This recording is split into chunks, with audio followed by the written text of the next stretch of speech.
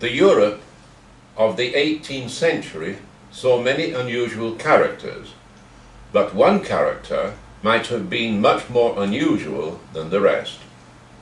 He was a man who claimed to be a native of the faraway exotic island of Formosa, and who entertained the public with colourful stories of his past life on that mysterious island. At the beginning of the 18th century, most of the world remained a mystery to Europeans, and so they had no idea what a real Formosan should look like.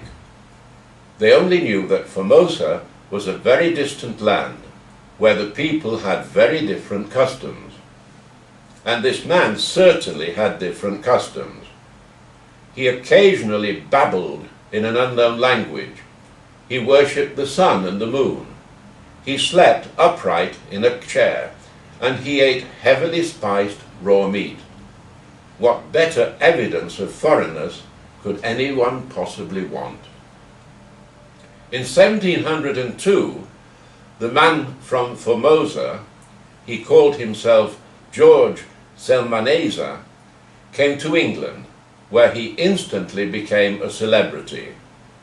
The elite ladies and gentlemen treated him as an exotic foreigner with bizarre habits. Even the Royal Society took an interest in him.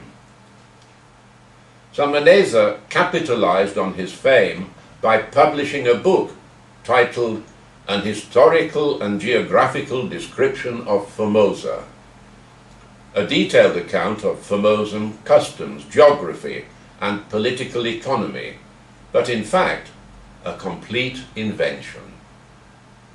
In the book, he offered British readers an intriguing and sensational glimpse at Formosan culture. Among other things, he wrote that Formosans lived underground on a diet of snakes and beetles, and husbands had the right to eat their wives for being unfaithful. The book was a great success. It went through 2 English editions, and French and German editions followed. After its publication, Psalmanazar was invited to lecture on Formosan culture and language at Oxford University.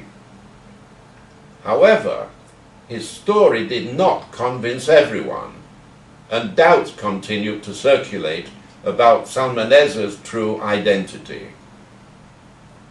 For an islander, his skin was too white, his hair was blonde, and he spoke fluent Latin with a hint of a Dutch accent.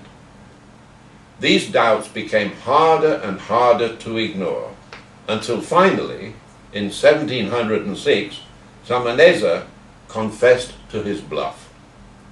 Regardless of his unfair game, Psalmanazar is still remembered as the author of one of the most famous literary frauds of his time.